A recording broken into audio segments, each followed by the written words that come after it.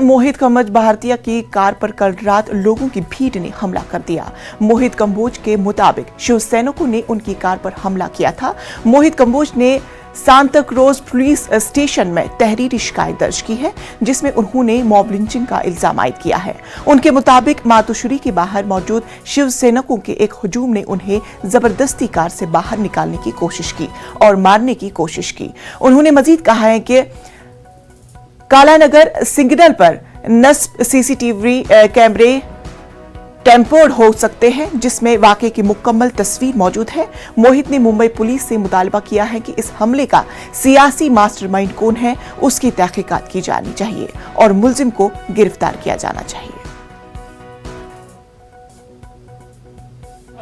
मैं उत्तर भारतीय संघ में शादी में गया था। शादी से निकल के मैं मेरे घर पे आ रहा था।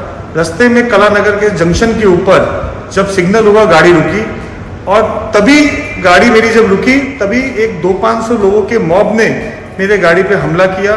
मेरी गाड़ी के शीशे और उसके हैंडल्स सब पूरे तोड़ दिए, डैमेज कर दिए। मुझे समझ में नहीं आया ये हुआ क्या है। मैं गाड़ी के अंदर बैठा हुआ था।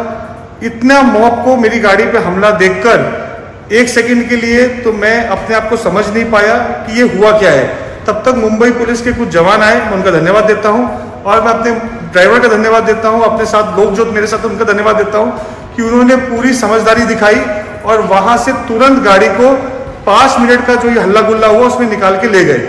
लेकिन क्या मुंबई में विरोधी पक्ष के नेता जो सरकार के भ्रष्टाचारों को उजागर करते हैं, इस तरह का हमला अगर उनके ऊपर हुआ, ये बहुत ही निंदनीय है और मुझे लगता है कि इसके ऊपर सख्त से सख्त कार्रवाई होनी चाहिए।